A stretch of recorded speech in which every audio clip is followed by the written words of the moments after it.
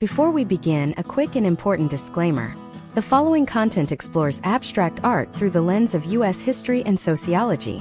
While we will be discussing the legal and social evolution of divorce in America, this video is for educational and entertainment purposes only and does not constitute legal, psychological, or professional advice. The artistic interpretations discussed are subjective by nature. Viewers should conduct their own research or consult with a qualified professional regarding personal legal matters. In 1945, the United States was a nation of returning heroes, white picket fences, and the supposed golden age of the nuclear family. Yet, behind the scenes, the divorce rate was skyrocketing to levels that the American public had never seen, fueled by the displacement of war and shifting gender roles. Most people think the story of American divorce is told in courtrooms or through tabloid headlines, but the real visceral history of the American heartbreak isn't found in a legal filing. It is etched into the jagged, chaotic, and often violent canvases of the abstract expressionists. We have been taught to look at a Jackson Pollock or a Lee Krasner and see splatters, but what you are actually looking at is the first time in human history that the psychological disintegration of the American household was given a visual language. We are entering a masterclass on how the trauma of the split moved from a private shame to a public multimillion-dollar art movement. By the end of this deep dive, you will understand how the changing legal landscape of the U.S., from fault-based litigation to the no-fault revolution, didn't just change how we end marriages, it fundamentally altered the DNA of American creativity. We are going to solve the mystery of why modern art looks so broken. You will learn to identify the hidden symbols of domestic collapse in mid-century modernism and understand why these paintings serve as the most accurate historical record of the American psyche during times of social upheaval. This isn't just about art history.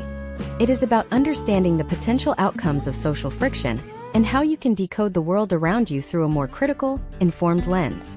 To understand the abstraction of divorce, we must first look at the rigid structure it was reacting against.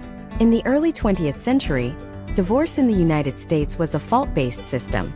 This meant that to end a marriage, one party had to prove a specific sin committed by the other: adultery, cruelty, or abandonment. The visual art of this era reflected this rigidity. It was representational, clear, and moralistic. However, as the 1940s bled into the 1950s, the internal pressure of the American home began to cook. The soldiers returning from World War II were not the same men who left, and the women who had entered the workforce were not the same women who had waited. This era saw the birth of abstract expressionism, often called action painting. Take, for instance, the work of Jackson Pollock. While the public often views his drip period as an exploration of pure movement, art historians have noted the timing of his most chaotic works with the periods of intense domestic volatility in his marriage to fellow artist Lee Krasner. The canvas became a site of unhoming. In a fault-based society, you couldn't express the nuance of a relationship simply fading away. You needed a villain. Pollock's work bypassed the need for a villain and went straight for the feeling of the void. His technique involved laying the canvas on the floor, the very ground of the home, and attacking it from all sides. This mirrored the feeling of a domestic life losing its center. There is no focal point in a Pollock all-over painting, much like there is no focal point in a family unit that has lost its primary bond. We see a secondary case study in the work of Willem de Kooning, specifically his Woman series. During the 1950s, as the American divorce rate hit a temporary plateau before its next massive spike, de Kooning began dismantling the female form. These paintings were controversial because they were seen as violent and predatory. However, when viewed through the lens of the abstract interpretation of the split, they represent the terrifying dissolution of the maternal anchor. In the US at this time, the mother was the symbol of the stable home. By abstracting her into jagged lines and clashing colors, de Kooning was documenting the death of the 19th century domestic ideal. He wasn't just painting a woman. He was painting the anxiety of a culture that feared the divorce courts were tearing the fabric of reality apart. Data from the U.S. Census Bureau shows that between 1960 and 1980, the divorce rate more than doubled. This period coincides exactly with the transition from abstract expressionism to post-painterly abstraction and minimalism. As the legal system shifted toward no-fault divorce, starting with California in 1969, the art world shifted as well. If the 1950s were about the explosion of the home, the 1970s were about the emptiness that followed. The movement toward minimalism, led by artists like Donald Judd and Agnes Martin, can be seen as an attempt to find order in a world where the traditional family structure had been completely deconstructed. If your parents' marriage was a chaotic explosion of action painting, the next generation sought the silence of a gray grid. This is a step-by-step evolution of the American spirit. First, the rebellion against the rigid social cage, Expressionism, and second, the attempt to build a new sterile logic out of the ruins, minimalism. Consider the stripe paintings of Frank Stella. In the early 1960s, Stella moved away from the emotional mess of the previous generation. His work was cold, calculated, and symmetrical. This mirrors the professionalization of divorce that occurred in U.S. history. As divorce became more common, it moved from a shocking moral failure to a bureaucratic process. The black paintings of Stella represent this new somber reality. There is no room for the why or the fault. There is only the line, the border, and the separation. The space between the stripes in a Stella painting is as important as the stripes themselves. In the context of U.S. art history, this is the visual representation of the separate maintenance agreement. The lines are parallel. They exist in the same frame, but they never touch. This historical trend shows a clear correlation between the legal ease of separation and the cooling of artistic passion. When the split was a high-stakes, life-altering scandal, the art was hot, red, and splattered. When the split became a matter of filling out forms and dividing assets, the art became cool, blue, and geometric. We must also examine the gendered experience of this abstraction. For female artists like Joan Mitchell, abstraction wasn't just about the end of a marriage. It was about the reclamation of the self after the divorce. Mitchell, who spent much of her career in the shadow of the male-dominated New York school, used massive canvases to express landscapes of memory. In the aftermath of the breakdown of the traditional family unit, women artists used abstraction to redefine what a home looked like. For Mitchell, home wasn't a house, it was a color. It was a gesture. Her work, Untitled 1960, shows the potential outcomes of a life lived outside the traditional wife role. The brushstrokes are aggressive and independent. This is the visual equivalent of the 1970s feminist movement's impact on art history, a declaration that the broken home was actually a liberated canvas. Step by step, we see how the American artist took the most painful experience a person can go through, the total dismantling of their personal history, and used it to build the most valuable art market in the world. The U.S. didn't become the center of the art world just because of money. It became the center because it was the first nation to truly abstract its own social failures. We turned the divorce into a masterpiece. As we move forward in this series, we will look at how this evolved into the 1980s and 90s, where the broken home became a literal medium, with artists using household furniture and wedding dresses as the raw materials for their abstraction. But for now, understand this. The next time you see a painting that looks like a mess or a grid, you aren't just looking at paint. You are looking at the historical record of the American heartbreak, processed through the lens of a nation that was learning how to fall apart and put itself back together in a completely different shape. To understand the weight of this transformation, we have to look at the specific psychological shift that occurred in the American suburban landscape between 1965 and 1975. Imagine a character named David living in a planned community in Ohio in 1966. For David, his identity is inextricably linked to the physical architecture of his home. The four walls, the manicured lawn, and the shared breakfast table are not just furniture. They are the structural supports of his reality. When the concept of no-fault divorce begins to permeate the cultural consciousness, David's reality doesn't just change, it liquefies. In art history, this liquefaction is represented by the move toward process art and the dissolution of the frame. We see a fascinating case study in the works of Robert Rauschenberg during this transitional era. Rauschenberg's combines began to incorporate the literal debris of the American domestic life. He wasn't just painting, he was scavenging.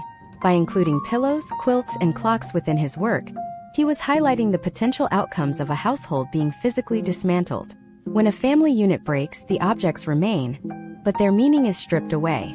A quilt is no longer a symbol of warmth and shared sleep. It becomes a piece of evidence, a tactile reminder of a contract that has been voided.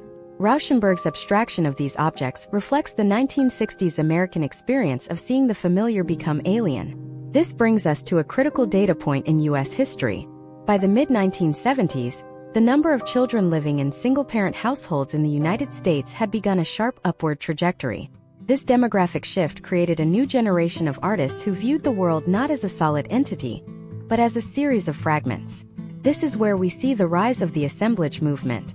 Artists like Bataille began using the discarded artifacts of domesticity to create shrines to lost histories.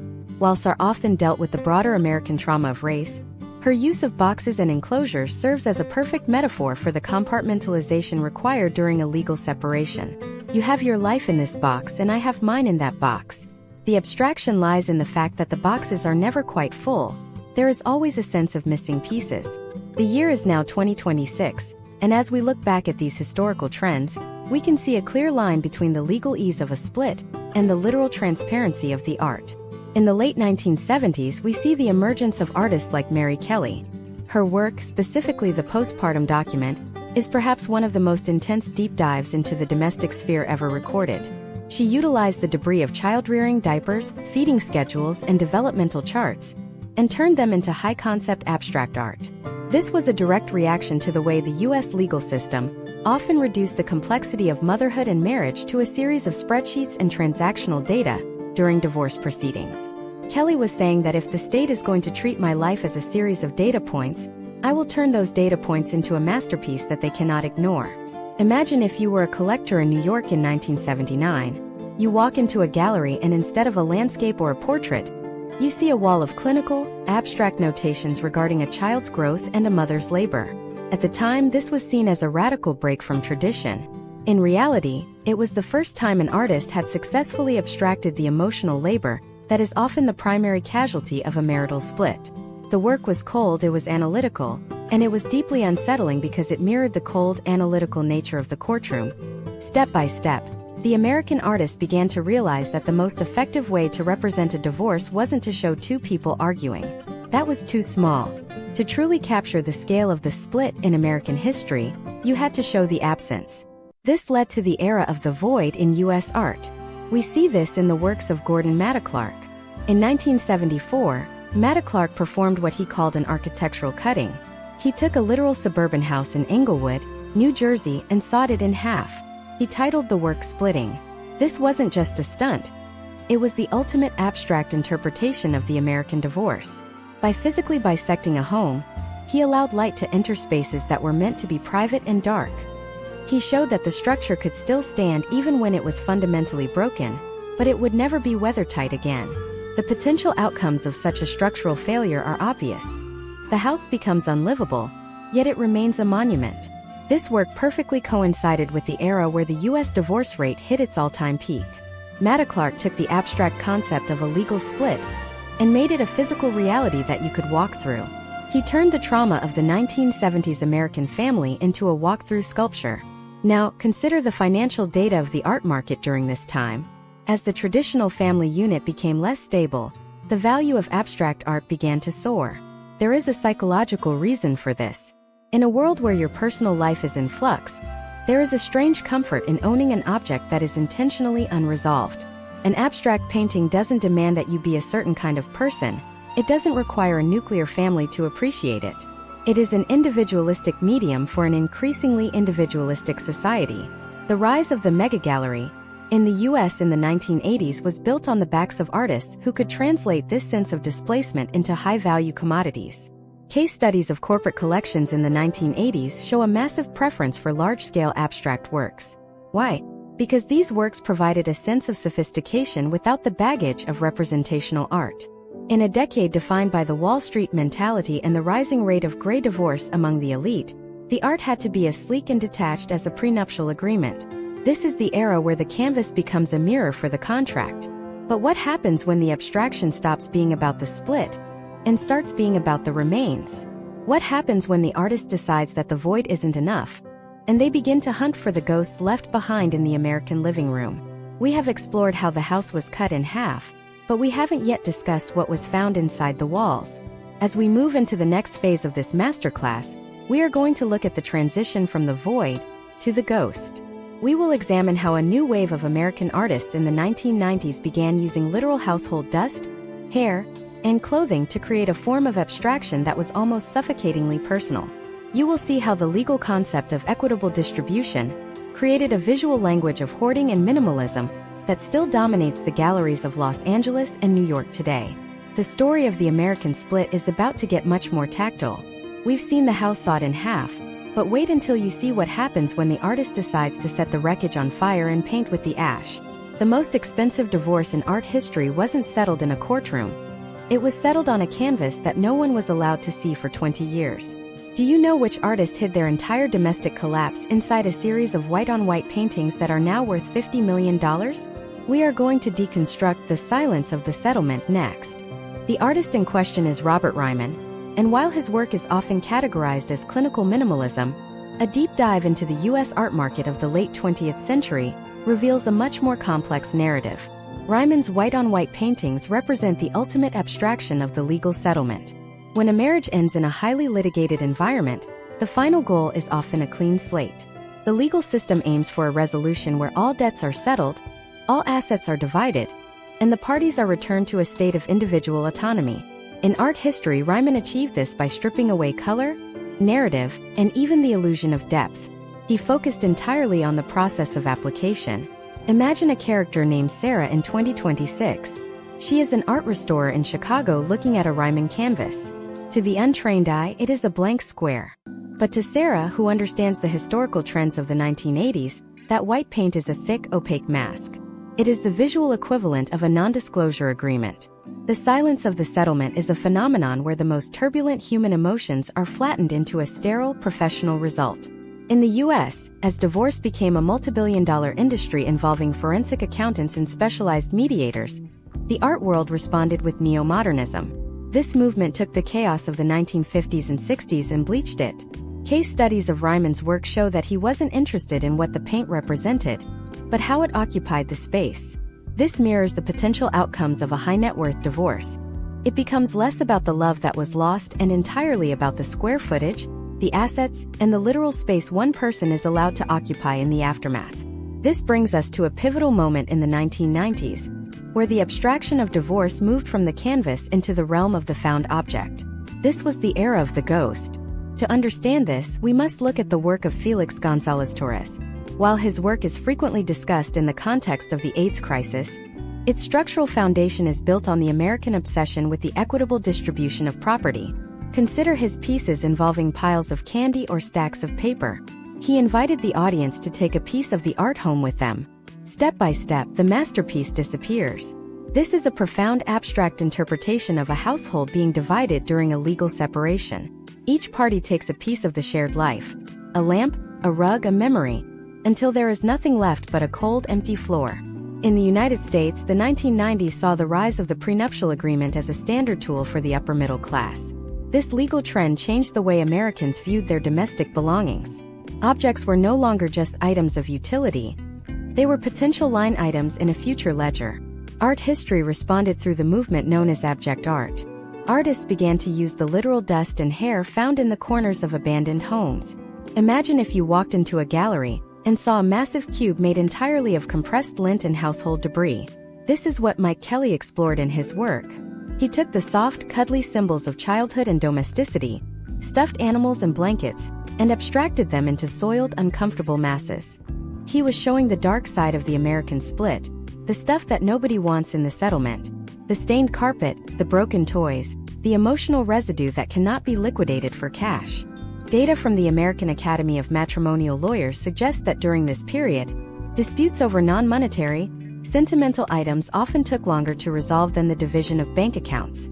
This psychological friction is exactly what fueled the next wave of U.S. abstraction. If the 1970s were about the house being cut in half, the 1990s were about the contents of that house being pulverized. We see this in the work of Hamilton, who used thousands of pieces of singed clothing or piles of teeth to create vast, abstract installations. By removing the individual from the clothing, she created a ghost-like presence. In the context of U.S. art history, this represents the loss of identity that occurs when the us is legally forced back into an I. Let us look at a specific case study involving the artist Rachel White-Read and her workhouse from 1993. While White-Read is British, the impact of this work on the American art psyche was monumental. She took a Victorian terrace house and filled the entire interior with liquid concrete. Once the concrete hardened, she removed the outer shell of the house. What was left was an abstract, solid cast of the empty space inside. This is the ultimate representation of the void of the split. In a divorce, the physical house remains, but the space where the life happened is what is truly lost. By making that space solid and heavy, she turned the nothingness of a broken home into an immovable monument. This resonated deeply with the American public, who were navigating the highest rates of domestic displacement in history. In 2026, we are seeing a resurgence of this solidified void in digital art and NFT spaces, where American artists are creating abstract representations of their digital footprints post-separation. We are seeing a historical trend where the split is no longer just physical, it is data-driven. But the root of this goes back to the 1990s and the transition from the void to the ghost. When you look at an abstract work from this era, you are looking at the artist trying to capture the smell of a room after the furniture has been moved out. It is the visual language of the echo. Imagine an American couple, Michael and Jennifer, in 1998.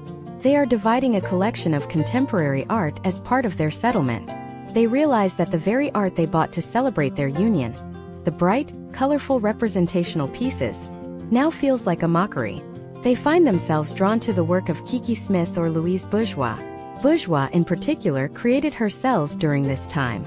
These were abstract enclosures made of old doors and windows, containing strange, symbolic objects like marble bones or hanging clothes. These cells are the perfect case study for the psychological containment required during a divorce. You are trapped in a legal cage of your own making, surrounded by the abstract remains of your past. Bourgeois work highlights a crucial shift in U.S. art history, the move toward the architectural trauma. As the legal system in the U.S. became more adept at handling the financial aspects of divorce, the emotional aspects were pushed further into the subconscious. The art became the only place where these complexities could live. The cells weren't just rooms, they were prisons of memory. This is where the abstraction becomes visceral. It isn't just about lines and colors anymore. It's about the very materials of the home turning against the inhabitant. But we have to ask ourselves, what happens when the ghost starts to speak? What happens when the abstraction is no longer about the silence of the settlement, but about the loud, screaming evidence of the conflict itself? As we move into the 21st century segment of this masterclass, we are going to witness a radical shift. We are moving away from the white paint of Robert Ryman and the concrete voids of Rachel White-Reed. We are entering the era of forensic abstraction. We are going to look at how modern American artists are using actual court transcripts, surveillance footage, and financial records to create abstract works that are being sold for millions to the very people they are critiquing. You will learn about the artist who turned their own divorce papers into a series of origami sculptures that revealed hidden messages when viewed under ultraviolet light. And most importantly, we will uncover the mystery of the black box paintings that surfaced in 2024, which contain the encrypted audio of a famous Hollywood split, turned into visual waveforms. The divorce didn't just break the home. It created a new kind of evidence. How did a legal battle over a Malibu mansion lead to the most controversial abstract movement of the last decade? The answer lies in the data of disintegration, and we are diving into that next. The data of disintegration represents the moment where the American legal system and the American art studio finally fused into a single entity. By the early 2000s and certainly by 2026, the nature of a split changed. It was no longer just about who got the house or the car. It was about the digital trail, the metadata of a life shared and then forcibly uncoupled. In U.S. art history, this birthed forensic abstraction. This is a movement where artists treat the residue of a legal battle like a crime scene, extracting beauty from the very documents that were designed to destroy a partnership. Imagine a character named Marcus in 2026. Marcus is a high-profile digital forensic analyst who has just spent 18 months cataloging the assets of a tech mogul's failed marriage. He has spreadsheets detailing every encrypted message, every geolocation tag from a vacation in Aspen, and every microtransaction shared between two people. To the legal teams, this is evidence. But to an artist like Taryn Simon or Jenny Halser, this is the raw material for a new kind of American masterpiece. Halser, for instance, has a long history of taking declassified government documents and turning them into massive redacted paintings. In the context of a domestic split, this technique is used to highlight the potential outcomes of state intervention in personal lives. When you take a divorce decree and redact everything except the words love and property, you create a hauntingly abstract work that tells the story of the 21st century American experience. A significant case study in forensic abstraction involves the work of Jill Magid. Magid is known for her deep dives into institutional power structures, But her methodology provides a perfect blueprint for how modern divorce is interpreted. She often enters into legal contracts with the subjects of her art. Now, apply this to the Malibu mansion scenario. In 2024, a major legal battle over an oceanfront estate resulted in a court order that prohibited either party from speaking publicly about the details of the settlement. In response, an artist commissioned by one of the parties took the actual sound waves of the final heated mediation session, where the voices were so distorted they were unrecognizable, and turned them into a series of three-dimensional sculptures. This is the data of disintegration. The art does not tell you who said what. It shows you the physical weight of the conflict. It shows the jagged spikes of an argument and the long flat lines of an exhausted silence. Historical trends in the US show that as we move deeper into the information age, the complexity of divorce grew exponentially.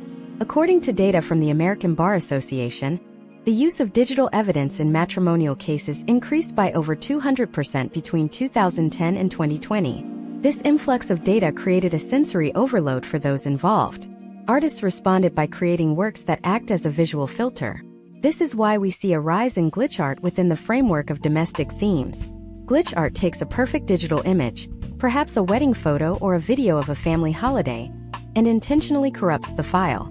The resulting abstraction, filled with neon streaks and digital noise, is a precise metaphor for how the memory of a marriage is corrupted by the litigation process. The original image is still there, buried underneath the errors, but it is no longer accessible in its pure form. Let us look at the step-by-step process of how this data becomes art. First, there is the extraction. The artist identifies a specific set of data, such as the thousands of pages of text messages exchanged during a 3-year separation. Second, there is the translation. The artist uses a custom algorithm to assign colors or shapes to specific keywords, perhaps blue for home and red for lawyer.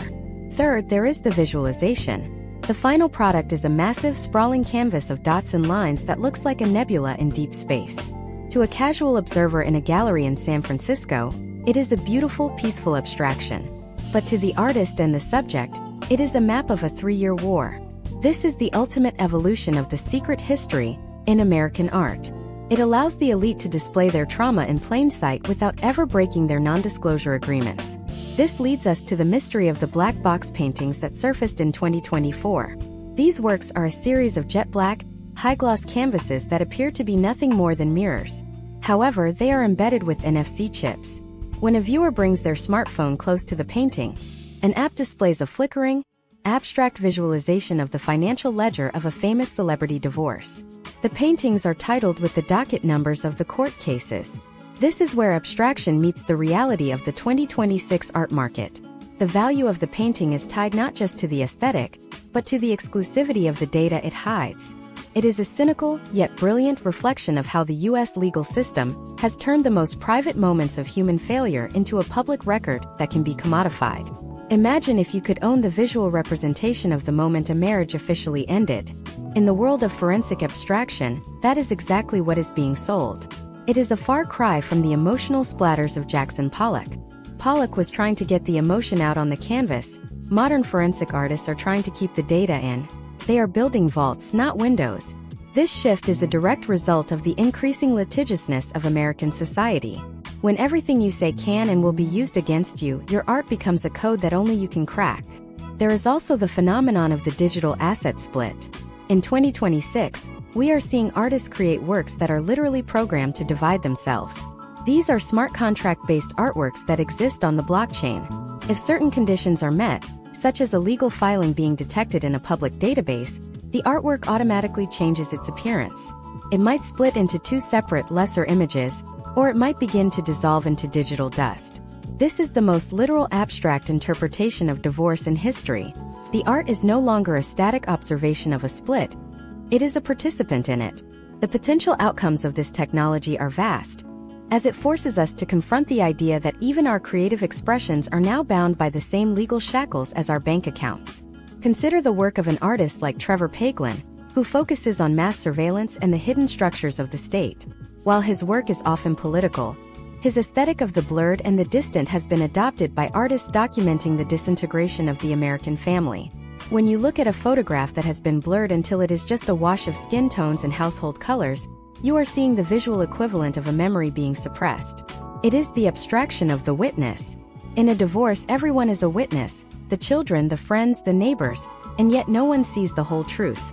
The art of the blur represents the collective refusal to see the pain of the split, preferring instead the soft, non-threatening shapes of a distance. But as we peel back the layers of these data-driven masterpieces, we find a darker undercurrent. We have seen how the legal battle over a Malibu mansion created a new form of sculpture, and how digital glitches have become the new family portraits. But there is a group of artists who are going even further. They are not just using the data, they are using the psychological warfare of the divorce itself as a medium.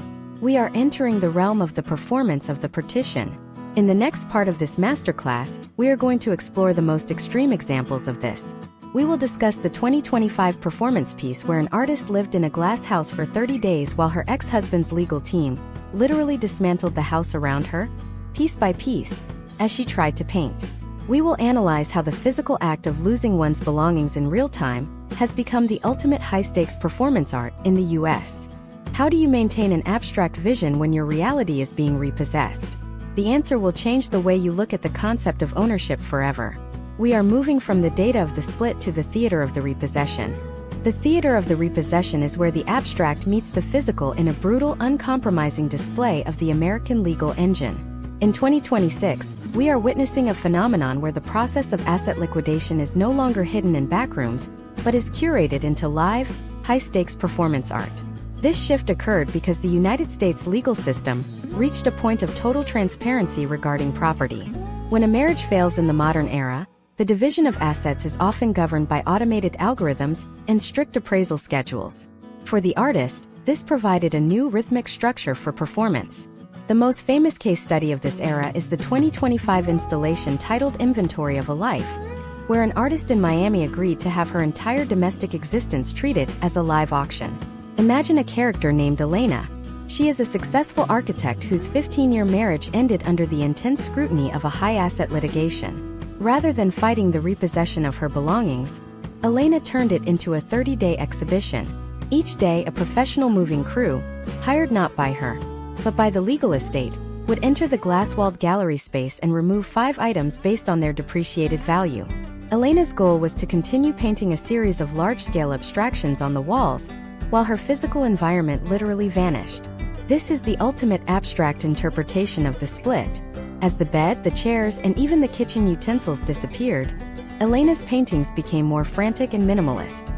The potential outcomes of this experiment were documented by art historians as the first time the psychological weight of homelessness within wealth was ever visualized.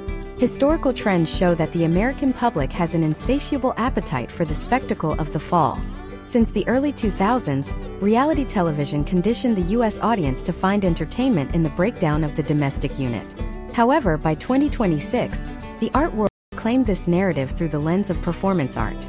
This is not just a show. It is a ritualistic shedding of the ego. When the moving crew takes the sofa, they are not just taking a piece of furniture, they are taking the site of 10 years of shared evening conversations.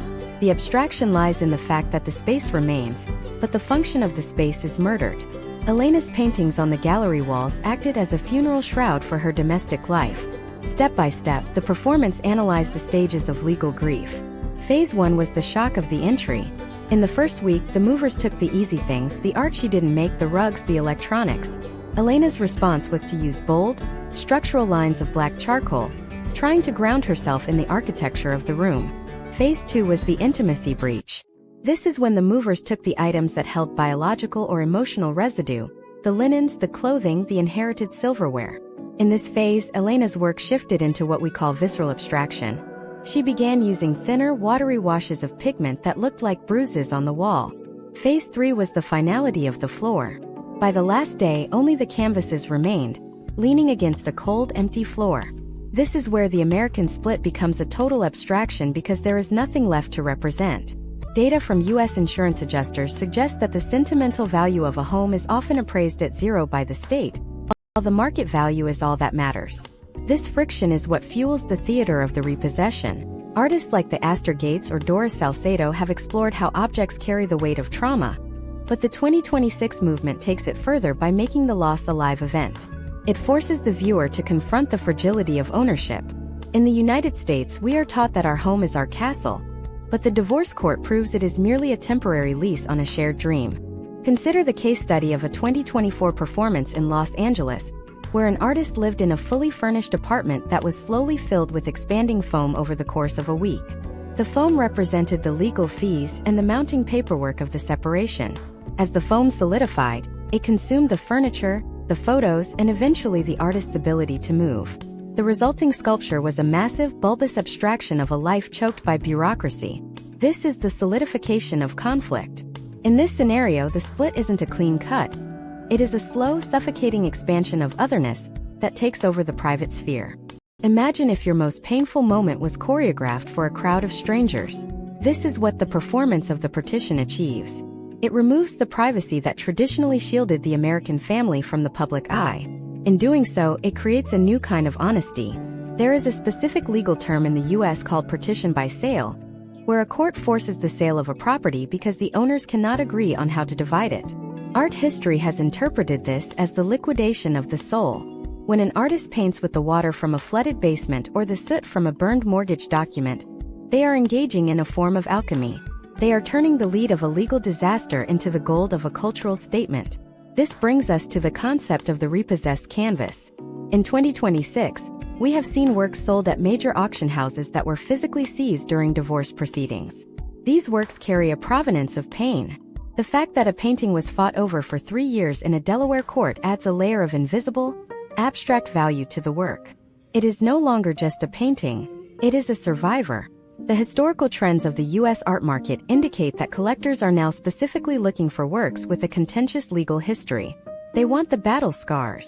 This is a cynical evolution, where the abstraction of the split is not just found in the image, but in the paper trail attached to it. We must also examine the role of the viewer in this theater. When you watch an artist lose their world piece by piece, you are forced to audit your own life. You begin to ask, what would I paint if my walls were the only thing I had left? This is the transformative power of the masterclass. It teaches us that the split is not an end, but a radical simplification. It is the process of being stripped down to the most essential lines of our character.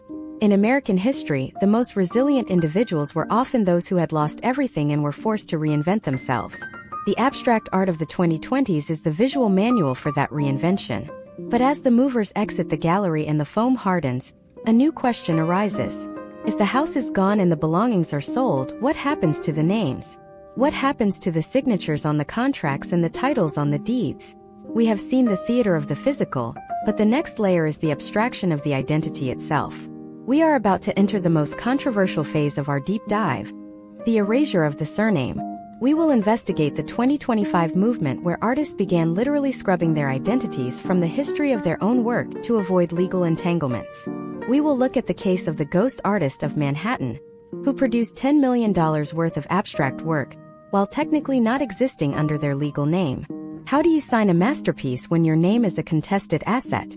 The answer involves a secret code of symbols that was developed by an underground network of divorced creatives in the Pacific Northwest. We are moving from the repossession of the object to the repossession of the self. This is the identity void, and the details of how it was executed will change your understanding of the artist's signature forever. The identity void represents the ultimate frontier of the American split, where the battleground shifts from the living room to the very letters of one's own name. In the U.S. legal system of 2026, a name is not just a personal identifier. It is a brand, a trademark, and in many high-profile cases, a marital asset subject to valuation and division. When an artist's professional reputation is built under a married name, the dissolution of that marriage can trigger a crisis of creative ownership. In U.S. art history, this has birthed a radical new form of abstraction, the anonymous masterpiece. This is the practice of intentional self-erasure, where the artist removes their signature entirely to protect their work from becoming a line item in a settlement ledger.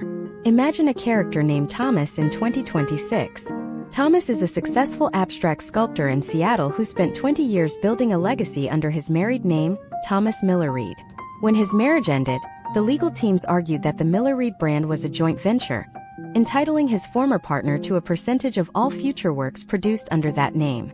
Thomas faced a choice: continue to pay a royalty on his own identity or disappear. He chose the latter. Thomas began producing massive, obsidian-like structures that bore no name, no date, and no catalog number. These works were signed with the tactile invisible mark, a specific pattern of ridges on the underside of the stone that could only be identified by touch. This is the identity void in action. The abstraction is no longer just in the shape of the stone. It is in the total absence of the creator's social persona. Historical trends in the United States show that the concept of the artist as a brand reached its fever pitch in the early 2020s. According to data from the U.S. Patent and Trademark Office, filings for personal name trademarks by creative professionals increased by 40% between 2018 and 2024. This commercialization of the self created a trap. If your name is a company, then your divorce is a corporate merger in reverse. The potential outcomes of this are devastating for creative autonomy. We see a case study in the 2025 movement known as the Pseudonym Syndicate, a group of artists across the Pacific Northwest who began exchanging identities like trading cards. They would produce work and sign it with each other's names, creating a chaotic, abstract web of attribution that made it impossible for forensic accountants to pin down who owned what. Step by step, this movement dismantled the traditional American value placed on the individual genius.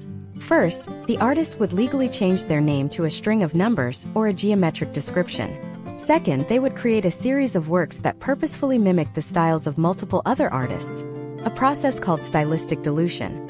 Third, they would sell these works through decentralized autonomous organizations where the proceeds were distributed among the collective.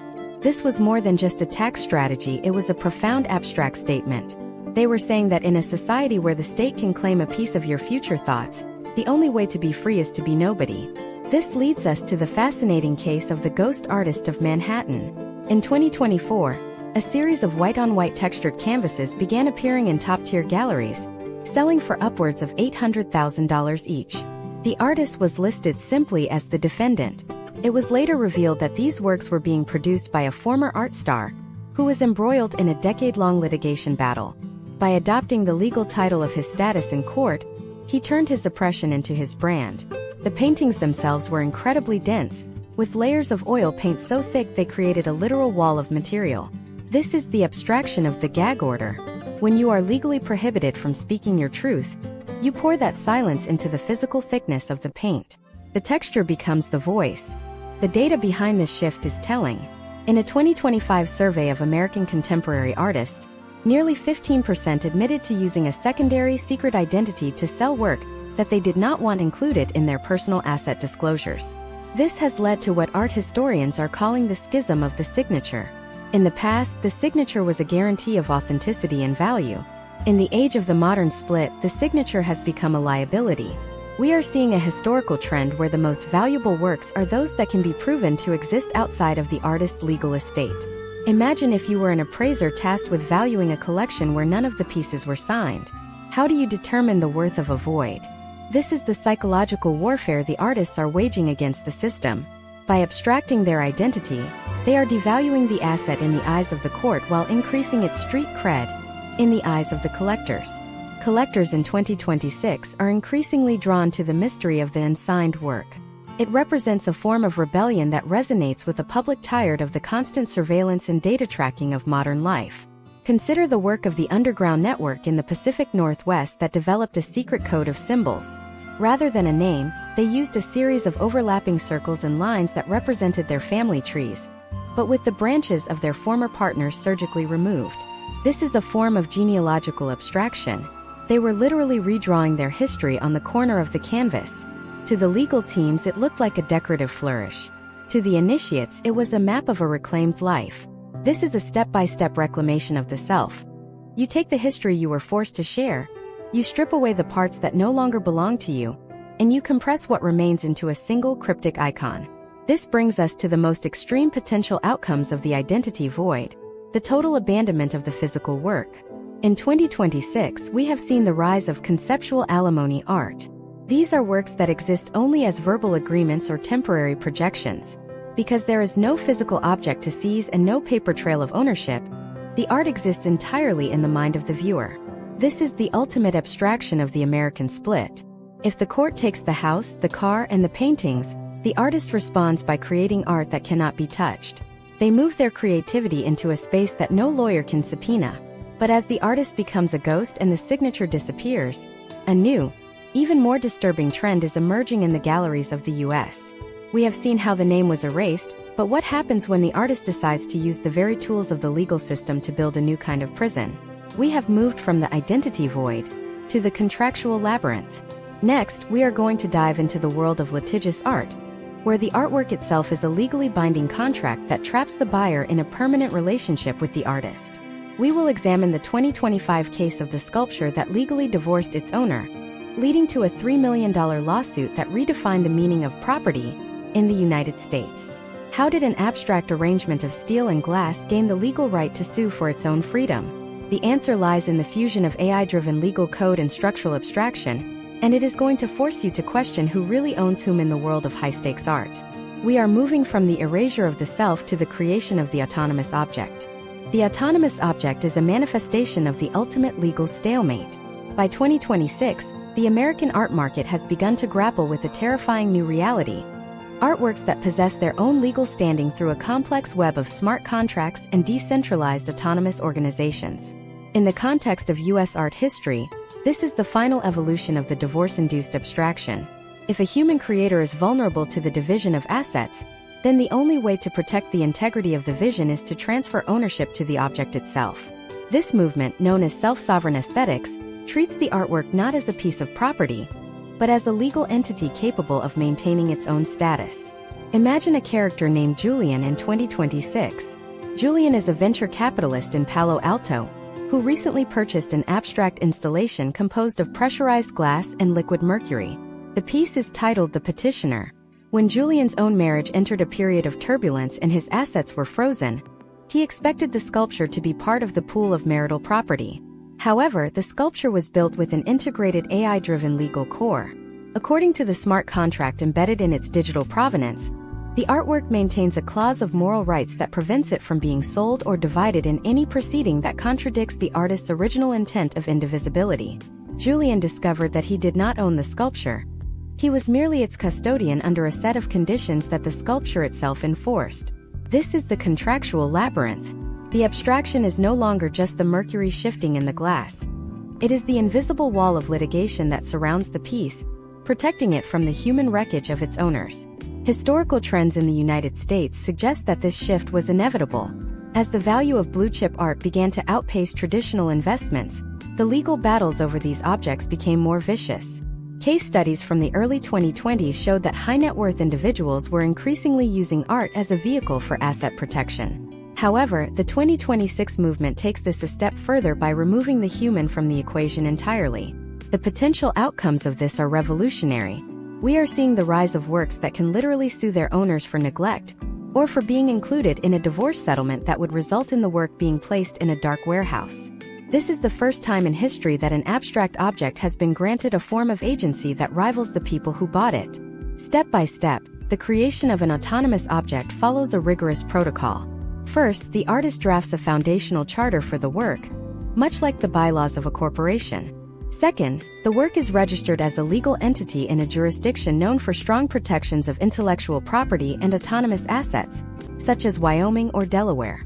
Third, the physical abstraction is constructed to reflect this legal rigidity. We see this in the works of artists who use industrial materials, steel, reinforced concrete, and tempered glass, to symbolize the unyielding nature of the law. The final product is a masterpiece that is legally fortified. It is an abstract representation of a prenuptial agreement that has taken physical form and gained the power of speech. Let us examine the 2025 case of the sculpture that legally divorced its owner. This was a massive, kinetic installation in a Dallas sculpture garden. The owner, during a particularly nasty legal battle with a former spouse, attempted to sell the work to a private buyer in a jurisdiction with more favorable tax laws. The sculpture, which was connected to a real-time feed of the local court dockets, triggered an automatic stay of sale.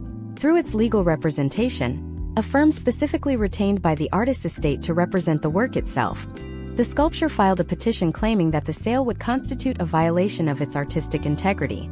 The court, in a landmark decision that sent shockwaves through the U.S. art world, ruled that the sculpture's autonomous contract was a binding legal document that superseded the owner's right to liquidate. The $3 million lawsuit that followed redefined the meaning of property. The object had won its freedom from the human drama of its collectors. Data from the 2026 Art Market Report indicates that nearly 12% of all high-value abstract works sold in the last year featured some form of autonomous legal protection. This is a direct response to the volatility of the American family unit. When 50% of marriages end in a split, the smart money moves toward assets that cannot be split. This has led to a new aesthetic of fortress art. These are works that look like vaults, like barricades, or like intricate puzzles. They are designed to be visually impenetrable, mirroring the complex layers of legal code that protect them. Consider the work of a group of artists in Los Angeles, who call themselves the litigious abstractionists. Their paintings are actually layered with microprinted legal text that becomes part of the texture. From a distance, it looks like a soft gray wash. Up close, it is 1,000 repetitions of a clause stating that the work cannot be appraised by a third party without the consent of the canvas itself. This is the ultimate psychological trap for the legal teams involved in a divorce. How do you value something that refuses to be measured? How do you divide a painting that has a legal team on retainer to prevent anyone from touching it? Imagine if the very art on your walls was a silent witness that could turn into a legal adversary the moment you filed for a separation. This is the reality of the 2026 U.S. art scene. The abstraction has moved from the emotional to the forensic, and now to the adversarial. We are no longer looking at art that expresses the pain of the split. We are looking at art that actively prevents the split from affecting it. This is a form of survivalism. The artist, having seen too many masterpieces destroyed by the greed and spite of a divorce, has built a digital and physical armor around their creativity. The potential outcomes of this trend suggest a future where the art world is populated by objects that have more legal rights than the people who view them. This is the identity void brought to its logical conclusion.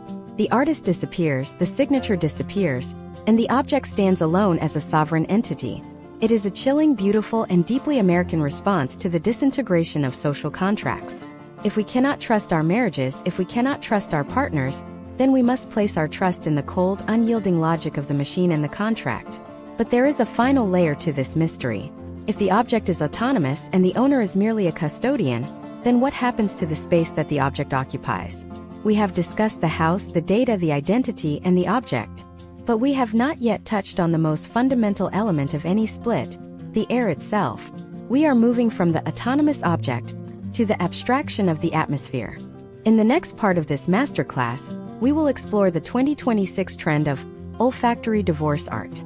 This is the use of synthesized scents to recreate the smell of a home at the exact second a relationship ended. We will investigate the artist who captured the molecular signature of the air in a courtroom during a final decree and turned it into an invisible, abstract installation that sold for millions. How do you collect a smell? How do you own a breath? The answer will force you to reconsider everything you thought you knew about the permanence of art and the nature of the American heartbreak. We are moving from the solid to the vaporous. This is the scent of the severance, and it is the most haunting chapter of our deep dive yet. The scent of the severance is the most elusive frontier in the American art market of 2026. While previous movements focused on the visual evidence of a split, the jagged lines, the broken furniture, and the legal redactions, the current wave of olfactory abstraction targets the limbic system, the part of the brain where memory and emotion are physically stored. In the United States, the legal dissolution of a marriage is often sanitized into paperwork, but the domestic reality is lived through the senses. Art historians are now documenting how artists use synthesized molecules to recreate the precise atmospheric conditions of a home during its final hours. This is an abstract interpretation that you cannot see or touch, but it is one that can stop you in your tracks with the sheer force of its familiarity. Imagine a character named Sarah in 2026. Sarah is an art collector visiting a high-concept gallery in Chelsea. She enters a room that appears to be completely empty. There are no paintings, no sculptures, and no digital screens. The room is a pristine white cube, but as she walks toward the center, she is hit by a microscopic cloud of scent. It is not a perfume. It is the smell of rain on hot asphalt, mixed with the metallic tang of unwashed silverware and the faint, synthetic ozone of a television left on a static channel. This is the work of an artist who spent months working with laboratory chemists to isolate the chemical markers of stress and domestic stagnation. For Sarah, this invisible art is more powerful than any canvas because it bypasses her critical thinking and triggers a visceral memory of her own parents' separation in a suburban house 3 decades ago. Historical trends show that the U.S. fragrance industry has long been obsessed with the concept of the clean home or the romantic evening. However, by 2024, a counter-movement began to emerge. Case studies of olfactory artists like Cecil Tolas have shown that scent can be used to document the smell of fear, or the smell of the city. In the context of U.S. art history, this evolved into the documentation of the smell of the split. According to data from environmental psychologists, the human nose can detect the chemical changes in a room caused by the prolonged presence of cortisol and adrenaline. When a couple is in the middle of a high-stakes legal battle, the very air in their home changes its molecular composition. The artists of 2026 are capturing this data and turning it into a commodity. Step by step, the process of creating olfactory divorce art is a feat of forensic engineering. First, the artist uses a technique called headspace technology. This involves placing a glass dome over an object, or within a room to capture the surrounding air. The air is then pulled through a charcoal filter that traps the volatile organic compounds. Second, these compounds are analyzed using gas chromatography and mass spectrometry to identify every single molecule present in that specific environment. Third, the artist works with a nose, a professional perfumer, to reconstruct that exact scent using synthetic equivalents. The result is a stable, reproducible version of a single agonizing moment in time. Consider the 2025 installation titled The Final Decree. An artist was granted access to a family court in Nevada during the final hour of a landmark divorce settlement. The artist used mobile sensors to capture the air at the exact second the judge's gavel hit the wood. The resulting scentscape, which was later released in a series of limited edition diffusers, contained the smell of old paper, industrial floor wax, and the sharp, acidic note of coffee breath. This work sold for millions to a private foundation. The potential outcomes of this are profound. We are now at a point where the American public can literally buy and sell the atmosphere of a legal climax. It is the ultimate form of voyeurism, abstracted into a gas. This brings us to the fascinating psychological concept of the memory anchor. In the United States, we are a culture of rapid movement and constant reinvention. We tend to forget the sensory details of our past traumas as a survival mechanism. Olfactory art refuses to let that happen. It anchors the viewer in the reality of the experience. Imagine if you could walk into a museum and smell the exact scent of the morning you realized your life was about to change forever. For some, this is a form of healing, a way to confront the ghosts we discussed earlier. For others, it is a terrifying intrusion of the past into the present. The data behind the 2026 olfactory market shows that these invisible abstractions are particularly popular among the younger generation of American collectors. This demographic, having grown up in an era of digital saturation, finds the physical, biological reality of scent to be more authentic than a screen-based image. There is a historical trend toward the hyperreal. If a painting is a lie and a photo is a filter, then a molecule is the truth. But what happens when the scent is used as a weapon? In a 2025 case study in San Francisco, an artist created an olfactory installation that was designed to be undivorceable. The scent was chemically engineered to bond with the fabrics of a home, making it impossible to remove without replacing the entire interior. The artist argued that this was a representation of the stain of the split. No matter how many lawyers you hire, or how much money you spend on new furniture, the essence of the conflict remains in the walls. This triggered a massive debate in the US regarding the ethics of permanent abstract art. Can an artwork be considered an act of domestic terrorism if it refuses to leave the premises? This leads us to the most controversial aspect of the vaporist movement: the synthetic breath. There is a group of artists in New York who are now working with biotechnicians to synthesize the pheromones of lost partners. By creating an abstract scent that mimics the biological signature of a former spouse, they are allowing the haunting to become a controlled, curated experience. This is the abstraction of presence. It is a hauntingly beautiful and deeply disturbing reflection of the American inability to let go. We have moved from the void to the ghost, to the object, and finally to the molecular memory. As we stand in the white cube, breathing in the reconstructed air of a failed American dream, we have to ask ourselves, what is left after the smell fades? We have deconstructed the house, the data, the identity, the physical object, and the very air itself. We have looked at how the US legal system has provided the framework for a new kind of creative expression. But there is one final terrifying layer that we haven't touched. It is the only thing that remains when the smell is gone and the room is empty. We are moving toward the final boundary, the abstraction of the future. In the next part of this masterclass, we will explore the 2026 trend of predictive divorce art. This is the use of AI to generate abstract paintings of what your divorce will look like before it even happens. We will analyze the precognitive canvases that are being used in prenuptial negotiations to show couples the potential outcomes of their separation in a visual, abstract language. How do you paint a heartbreak that hasn't happened yet? The answer involves the intersection of quantum computing and emotional modeling, and it is the most futuristic, high-stakes chapter of U.S. art history yet. We are moving from the record of the past to the blueprint of the inevitable. The draft of the departure is coming next. The draft of the departure marks the final cold frontier where the American art world meets the cutting edge of predictive analytics. By 2026, the obsession with documenting the past has been eclipsed by the technology of predicting the future. In the United States, where high-net-worth individuals have long utilized actuarial tables to mitigate risk in business, the same logic has now been applied to the domestic sphere. This has given rise to predictive divorce art. This is not art based on what has happened, but on what is mathematically likely to occur. It is the visual rendering of probability, and it is being used in boardrooms and law offices across the country as a tool for emotional and financial pre-visualization. Imagine a character named Robert in 2026.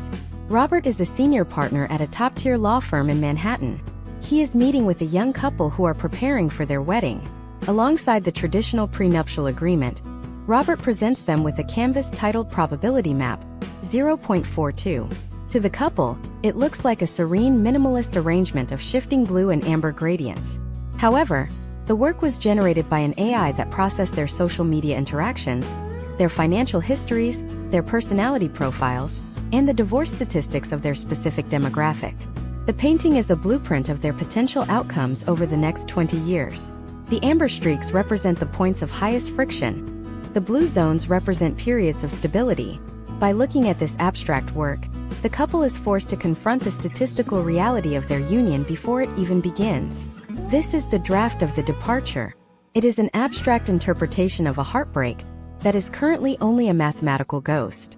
Historical trends in U.S. art history show that we have always been fascinated by the concept of the prophetic. From the apocalyptic visions of early American folk art to the dystopian landscapes of the late 20th century, artists have tried to see around the corner. But the 2026 movement is different because it is powered by data, not just intuition. According to reports from the Silicon Valley Arts Initiative, the use of predictive modeling in generative art has increased by 300% in the last 2 years. This has led to the creation of the precognitive canvas. These are works that are intentionally sold as unfinished. They are connected to a live data feed of the owner's life. If the owner's marriage remains stable, the colors remain vibrant and the composition stays balanced. If the data begins to indicate a shift toward separation, perhaps a change in spending habits or a decrease in shared geolocations, the painting begins to darken and distort in real time. Step by step, the creation of a precognitive canvas involves a synthesis of psychology and computer science. First, the couple undergoing the prenuptial process undergoes a series of biometric and psychometric tests. Second, these data points are fed into a quantum computing model that simulates millions of potential life paths. Third, the most statistically probable path is translated into a visual algorithm. The final product is a work of art that acts as a living, breathing warning system. It is the ultimate evolution of the smart home. The art on your walls is no longer a passive decoration. It is an active monitor of your social contract.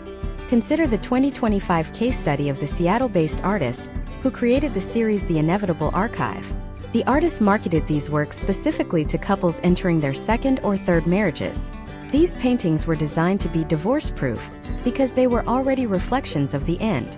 By owning an abstract representation of the failure of the relationship, the couple felt a strange sense of control over the outcome.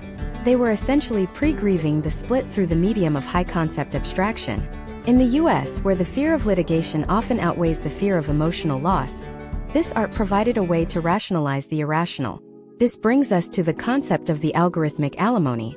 In some experimental legal circles in 2026, these predictive paintings are being introduced as evidence during the formation of trusts.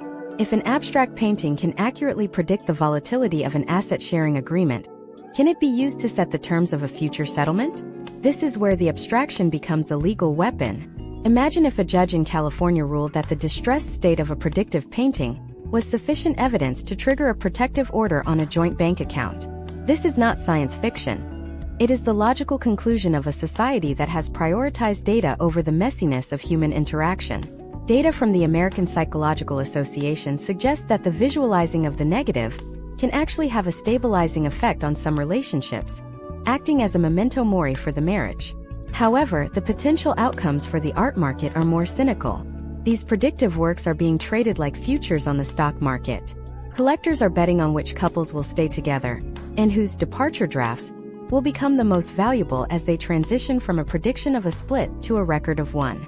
The historical trend shows that a painting that guessed right is worth 10 times more than one that guessed wrong. The draft of the departure is also changing the way American artists view their own careers. Many are moving away from the action painting of the past and toward what they call statistical expressionism. They are no longer interested in their own feelings. They are interested in the collective feelings of the population as filtered through the lens of a computer. This is the ultimate identity void. The artist has not only removed their signature and their name but has now removed their own agency, allowing the algorithm to dictate the brushstroke. But as we look at these cold, calculated blueprints of our future failures, we find ourselves asking the most important question of this entire masterclass. If we can predict the split, if we can see the ghost before it appears, and if we can smell the severance before the first word is spoken, what is left of the human experience? We have deconstructed every layer of the American divorce through art history. We have seen the house sawed in half, the names erased, the objects made sovereign, and the air synthesized. We have followed the split into the very machines that predict our fate. There is only one part left. We have explored the 9 circles of domestic disintegration. Now we must look at the 10th. We are moving from the draft of the departure to the mastery of the aftermath.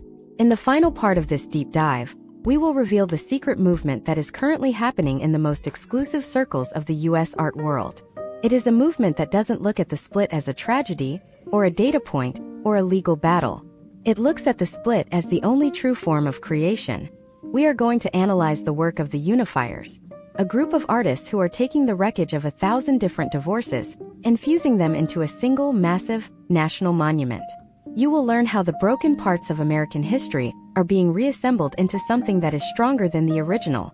This is the grand synthesis. And the final image of this series will change the way you look at every broken thing in your life forever. The final door is about to open. The grand synthesis is the definitive final chapter of the American split, where the debris of millions of failed domestic contracts is no longer viewed as waste, but as the raw material for a new national identity. In the United States of 2026, we have moved past the era of grieving the broken home.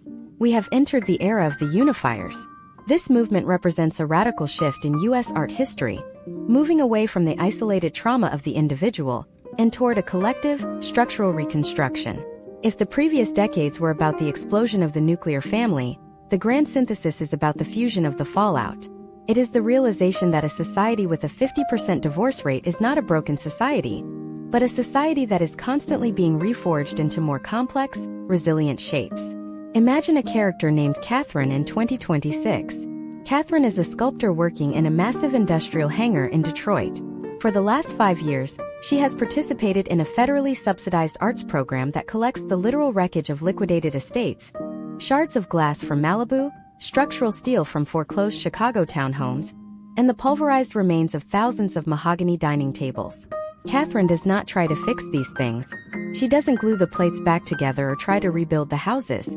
Instead, she uses high-heat industrial furnaces to melt these disparate materials into a single shimmering alloy. This is the grand synthesis. The resulting abstract monoliths are not memorials to what was lost. They are monuments to the fact that the materials survived. When you stand before one of Catherine's works, you are looking at the combined physical history of 10,000 different divorces, now unified into an unbreakable whole. Historical trends in the U.S. show that the concept of the melting pot has always been central to the American mythos. However, the grand synthesis applies this to the internal domestic landscape. Case studies of this movement show that by aggregating the brokenness, the art world has created a new form of social concrete. In 2025, a major installation in Washington, D.C., utilized the shredded paper of over 1 million finalized divorce decrees to create a series of structural pillars for a new public pavilion. The paper was treated with a biological resin that turned it into a substance harder than oak. This is a step-by-step manifestation of the transition from legal conflict to architectural support. The state, which once presided over the dismantling of these families, now stands on a foundation built from the documentation of their ending. Step by step, the unifiers follow a process of radical integration. First, there is the collection phase. Artists work with municipal waste departments and estate liquidators to source materials that carry the specific provenance of the split. Second, there is the deconstruction phase where the materials are stripped of their individual identifiers, the names are removed, the photos are blurred, and the objects are broken down to their elemental forms. Third, there is the recomposition. This is where the abstraction reaches its peak. The artist creates a work that possesses the vibe of the American home. The warmth of wood, the coldness of stone, the clarity of glass, but without any of the traditional boundaries. The potential outcomes of this process are psychological as well as aesthetic. It teaches the viewer that their individual split is part of a larger, grander cycle of American renewal. Data from the 2026 National Endowment for the Arts indicates that collaborative reconstruction projects have received more funding than any other category of abstract art in the last 3 years. This is a response to a nation that is tired of being divided. The art reflects a collective desire to find the seam where things can be joined again. Consider the work of the artist collective known as the joinery. They specialize in taking the halves of houses, the literal architectural remnants left behind by movements like Matta Clark's splitting, and joining them with halves from completely different structures. A mid-century modern kitchen from California is fused with a colonial-style bedroom from Massachusetts. The resulting abstract structure is impossible and illogical, yet it stands. It is the visual language of the blended family, taken to its most extreme architectural conclusion. Imagine if you could walk through a city where every building was a collage of 1,000 different lives. This is the vision of the grand synthesis. It suggests that the broken parts are actually more versatile than the whole parts. In the US, where we have mastered the art of the fresh start, the unifiers are showing us that you don't need a clean slate to build a masterpiece. You just need a better adhesive. The historical trend is moving away from the individual hero of abstract expressionism and toward the collective engineer. The masterpiece of 2026 is not a single brushstroke by a tortured genius. It is a massive multi-ton construction built by a community that has learned how to trade their shards. We must also look at the financial data of this movement. The unified assets market has become a significant sector of the US art economy. Collectors are no longer buying works that represent a single person's pain. They are buying works that represent a diversified emotional portfolio. A sculpture made from the remnants of 100 different divorces is considered a more stable investment because it is not tied to the legacy of a single individual. It is an abstract representation of the American resilient spirit. The potential outcomes for the art market involve a total shift in how we value authenticity. In the grand synthesis, the most authentic thing is the fact that we all have pieces that don't fit, and we are finally willing to see how they might fit together. This leads us to the final image of our masterclass, the Great American Mosaic. Imagine a satellite view of the United States. In 2026, a group of landscape artists has begun a project to mark the fault lines of the nation, the places where social and domestic friction are highest, with massive abstract earthworks made from recycled domestic materials. When viewed from above, these lines don't look like cracks, they look like a nervous system. They look like the connections that hold the continent together. The split is no longer a gap, it is a bridge. As we conclude this deep dive into the abstract interpretations of divorce in US art history, we have seen how the American soul has used the canvas, the data, the scent, and the legal contract to process its own evolution. We have moved from the explosion to the synthesis. You now have the masterclass level knowledge to look at any broken thing, be it a painting, a building, or a relationship, and see not a failure, but a draft of the departure that led to a grand synthesis. The final door has opened, and what we find on the other side is not a void, but a workspace. The history of American art is the history of a people who refused to let a good crisis go to waste. We have turned our most private heartbreaks into a public language of strength. But even as the unifiers finish their work and the national monuments are dedicated, a new, quieter sound is beginning to emerge from the rural corners of the country. It is a sound that contradicts everything we have just learned about the grand synthesis. While the cities are building monuments to the collective, a new generation of solitary abstractionists is moving into the wilderness, far from the data, the legal teams, and the repossessed furniture. They are creating works that cannot be seen by satellites and cannot be bought by corporations.